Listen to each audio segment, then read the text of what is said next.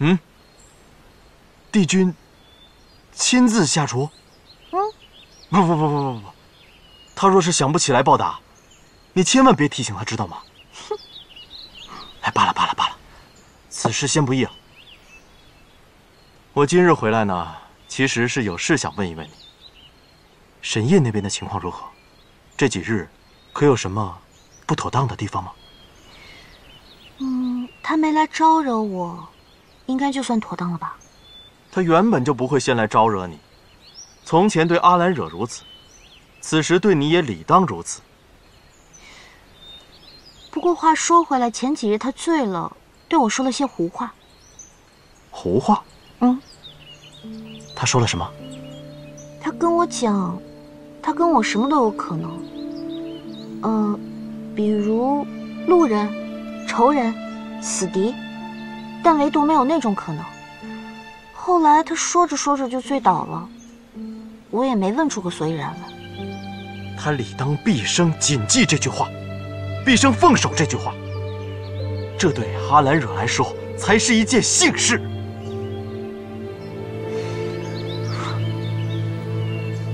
不过，我听说沈烨在阿兰惹死后，为他一剑斩3计，想必他对他还是颇有情分的。万事皆有因果，这么大的情分，也不至于在阿兰惹仙去之后凭空而生的吧？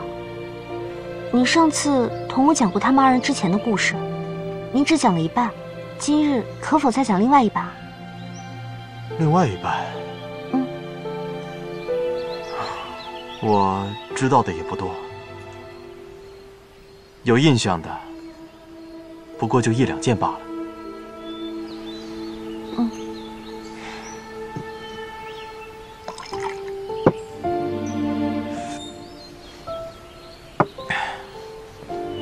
之后，阿兰惹的日子过得倒是挺清闲的，除了习字、听戏之外，还会替告假的夫子教射御。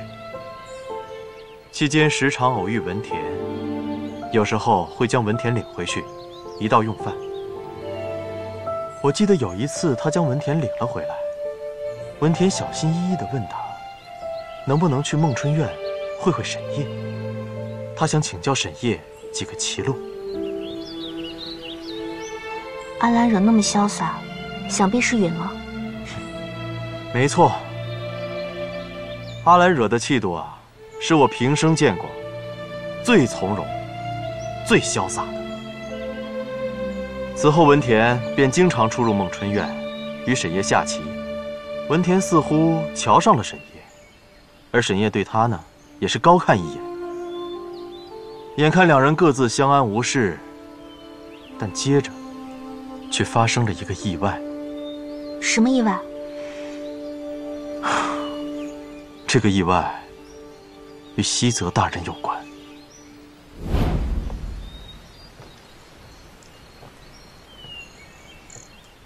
公主殿下，不必多礼。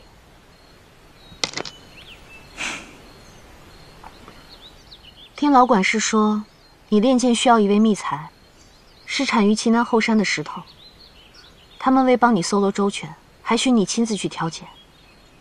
明后日我正好要去探探西泽，我们一道去吧。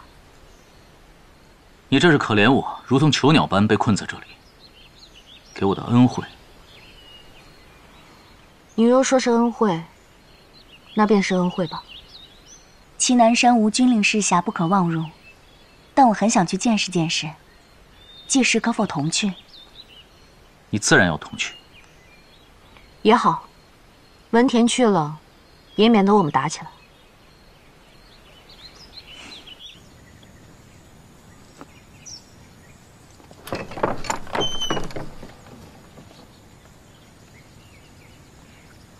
走吧。殿下，那我们先去采石了。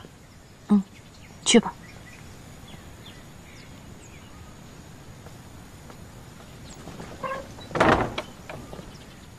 你来的倒快，还给我带了糕。我听说你捕到了只犬鹰兽。是啊，所以我写信给你，让你过来练功。不过这个犬阴兽不是好惹的。那现在呢？犬阴兽在何处？跟我来。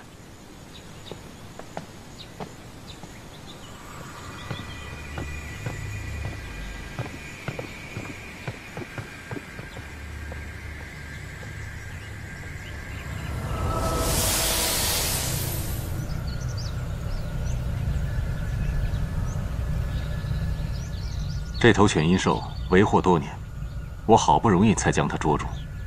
在所有灵兽当中，它的身形活动最快，它的身上没有痛感，最适合练功。若你能将它射中，梵音谷便没有射不中的东西。那我便去会会他。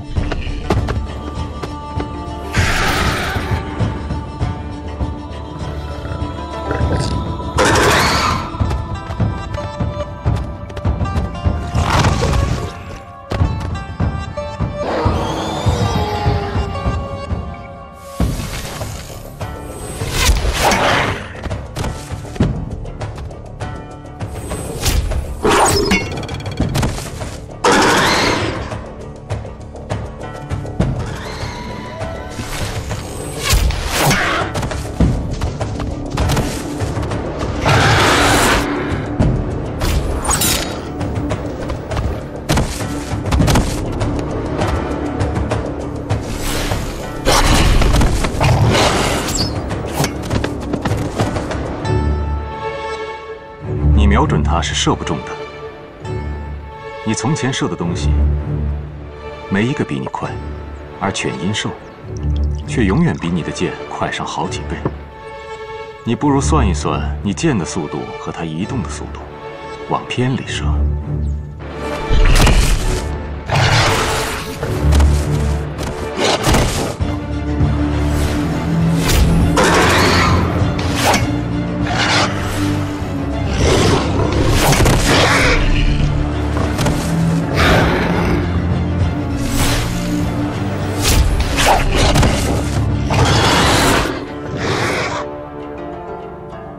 阿兰惹，差不多可以出来了。短时间内射不中是很正常的，别因为疲累被他给吞了。再给我半炷香，如果射不中我就出去。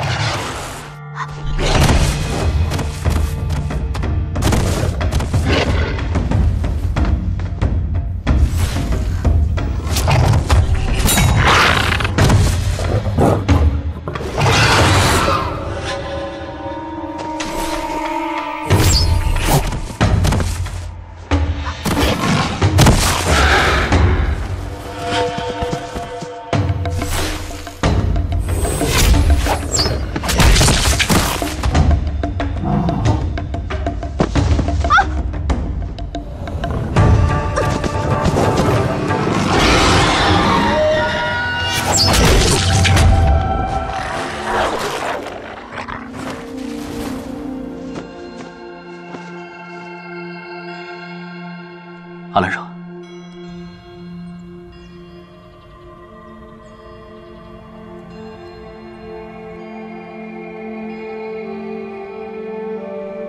阿兰惹，神爷，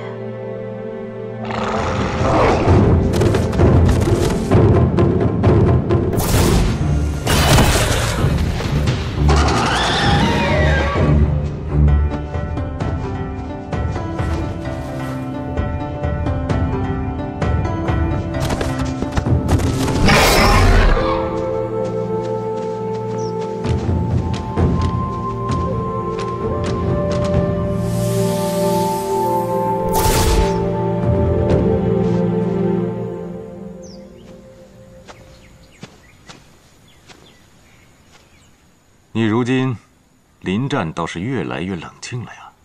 犬阴兽凶猛无比，师傅你为何要让阿兰惹同他对战？他不是射中犬阴兽了吗？他身处险境的时候你在哪儿？他可是你妻子。我方才在吃糕，没有留意那么多。更何况，有一纸婚约就是夫妻吗？我跟阿兰惹都不这么认为。方才你不是出手相救了吗？我若是再出手，岂不是多此一举？我若不快一步，他已被犬阴兽咬断了胳膊。没事了，人救下来就好。一会儿你扶他下去休息，我去准备膳食。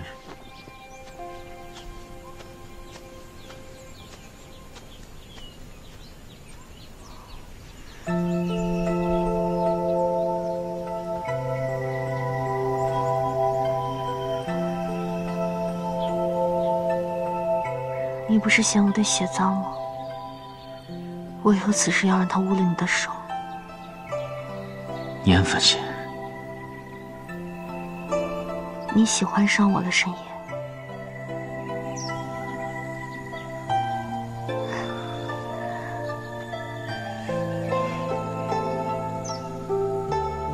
你喜欢我，沈夜。你别乱动。我现在头很痛，你笑一个给我看看。越发放肆了。是不是从没有人像我这样捏着你的下巴调戏过你？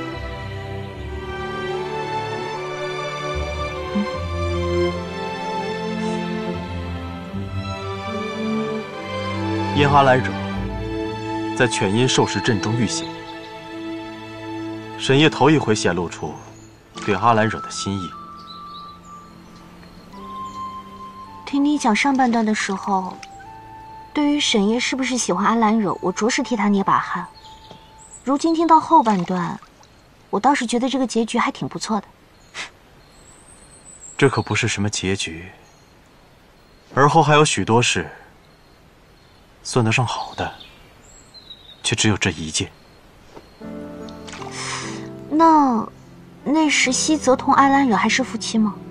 是，但西泽大人无心在儿女情事上，这桩婚事对他来说根本就毫无意义。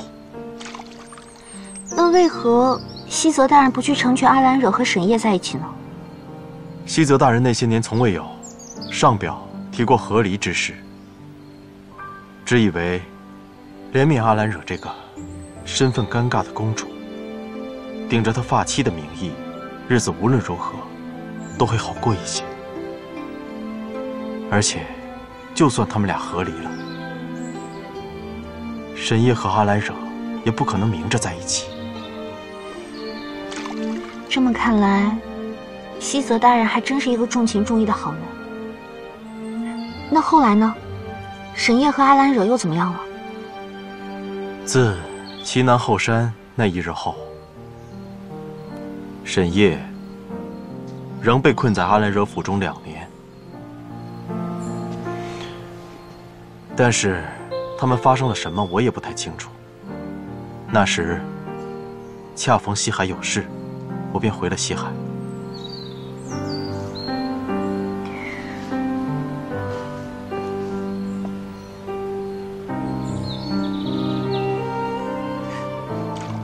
我看西海那事未必很重要吧？你是不想待在梵音谷，看见阿兰惹和沈夜整日待在一起吧？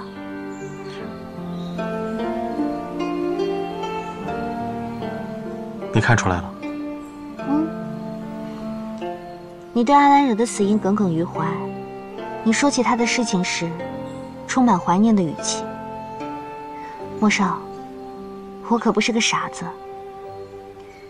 那时候阿兰惹和沈夜已经互明心意，就算你对阿兰惹亦有心，但是你也什么都不能说，什么都不能做。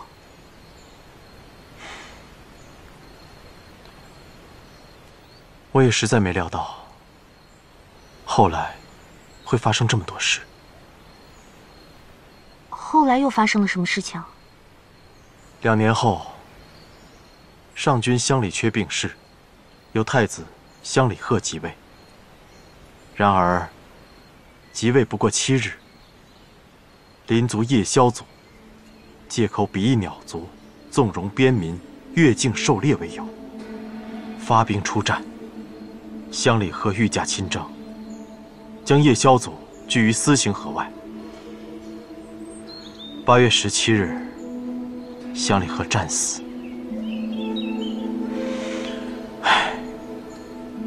乡里河本无子嗣，按照王位继承的顺序，当时菊诺已被贬为庶民，理应由阿兰惹继位。然而，8月19日，流放的菊诺被迎回王都，继承王位。次日，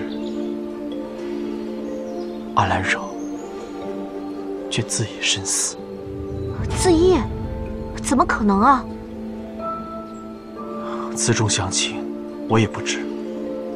当我再次回到梵音谷，已经过了许多年了。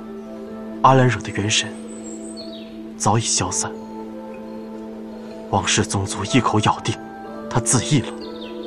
难道就没有人给你一个他自缢的理由吗？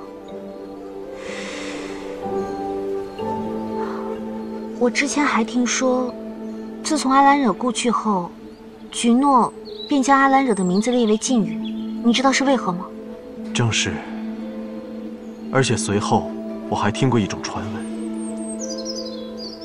上君并非病逝，而是被阿兰惹毒杀。你信吗？阿兰惹，他为何会毒杀上君啊？就算是真的，那为什么不光明正大的将他治罪？就连你作为一个局外人，你也感觉到其中蹊跷甚多，不是吗？不过，对比翼鸟族而言，自缢的确是能致人元神消散的一种好法子，所以他们才敢拿这事来诓我。那沈烨呢？沈烨，上君死后，他被重新迎回齐南神宫。阿兰惹被关，他不仅没有施救，反倒还上了一道表。他在表中请求将阿兰惹之案移交神宫，说阿兰惹犯了如此重罪，理应由神宫亲自将其处死。不可能啊！沈烨不是对阿兰惹有情分吗？明明沈烨是最应该去救阿兰惹的。由此可见，他对阿兰惹并非真心，他恐怕只是为了重回齐南神宫。阿兰惹对沈烨的一片真心，终究是错付了。说不通啊！你之前不是说，沈烨在阿兰惹的府中住了2年，欺骗一个人一时容易，但是欺骗这么长时间完全不可能。以沈烨的性格，他能做到吗？倘若要真心报复，未必不能做到。但无论如何，沈烨到最后，不仅没有救阿兰惹，反而还落井下石。他的行为太令人发指，太令人心寒了。传闻中，沈烨上表的次日，阿兰惹便自缢了。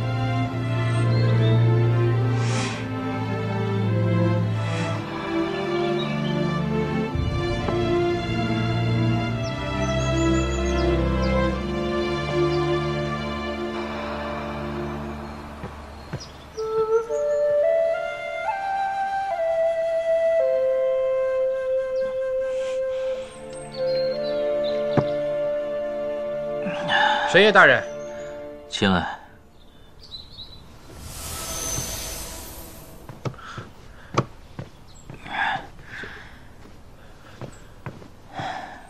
大人，君后很快驾到。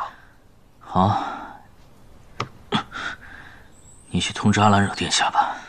君后说，此行是来看望神官长大人，检查制剑的进度。怎么会？这本该是半年后的事情。你说什么？没什么。你先带君后去制剑房吧，我在那儿候着他。是。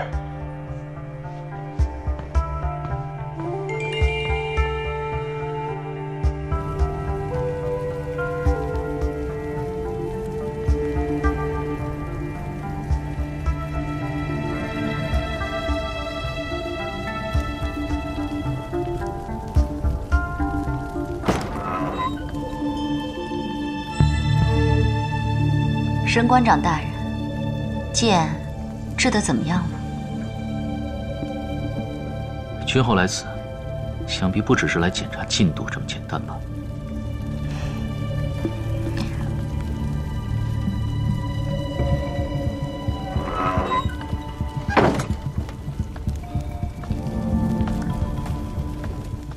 果然是什么都瞒不过神官长大人。上次在灵书台已将菊诺救下，本宫还未曾当面感谢过你。君后无需谢我。我知道你并非是看在本宫这个姑母的份上，而是看在菊诺是先父留下的唯一骨血，所以才将他救下。你既已知晓，便更不必过来谢我。天色晚了，君后请回吧。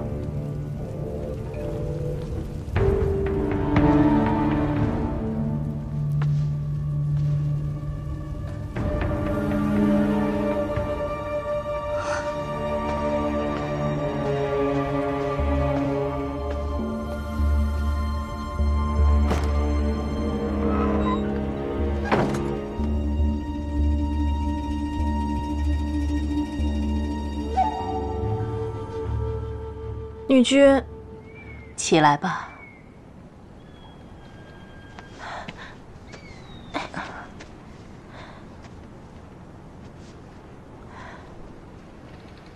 你想知道什么？阿兰惹究竟是谁？他为什么要造就这个梦？到底有什么目的？为什么连东华帝君都破不了？阿兰惹是我的妹妹。啊？我记得她刚刚出生的时候，十分的软糯可爱。小的时候明明是很喜欢她的，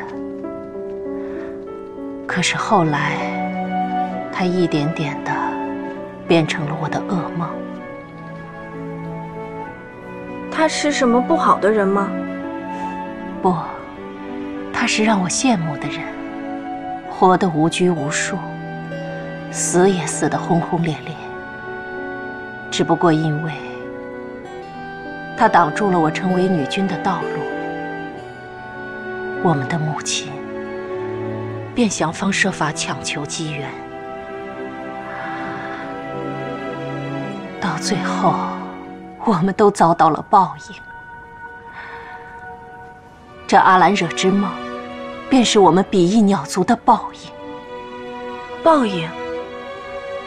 戒律，你未涉情爱，自然不懂得这其中的大痛大悲，也不会理解有人为了爱，能付出什么样的代价。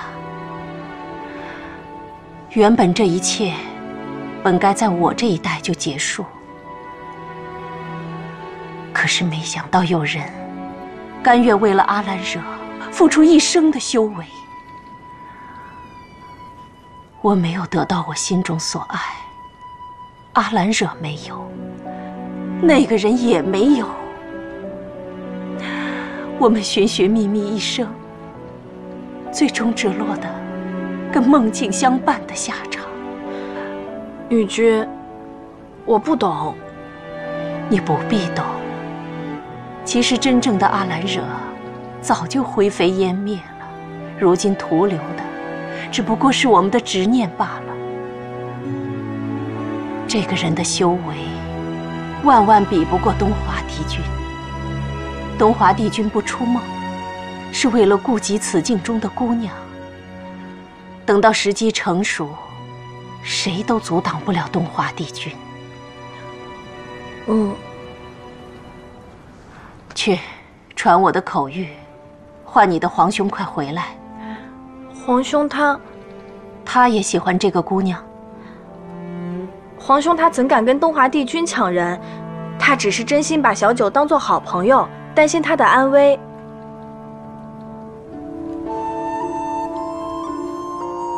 孩子，我真心的希望，比翼鸟族的悲剧在我们这一代就能够终结，你们小辈都能得到你们的幸福，不必再为了虚妄的爱，赌上河族的前程。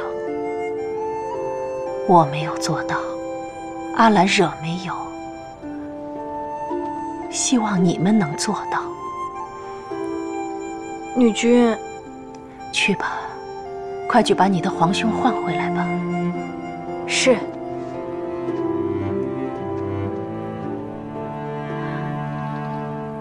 女君，那你的母亲最后怎么样了？她后悔吗？母亲总是把最好的都给我，可她从不知道我真正想要的是什么。在见识了阿兰惹要生要死的爱情之后，我便收了心，寻了一个普通人做我的王夫。我们联起手来，把母后囚禁在王宫之中。就在她被囚的第20个年头，她疯了。偶有言语，提及最多的却是阿兰惹。在知道了所有的真相之后，现在回头看看，只觉得当年身在王宫之中被人摆布的我们分外可怜，被爱的我可怜，不被爱的阿兰惹也可怜。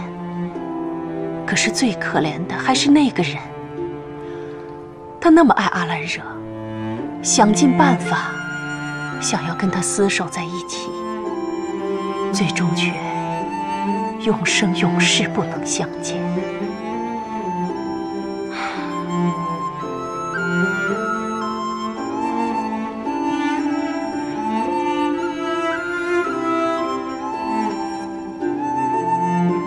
后悔吗，母后？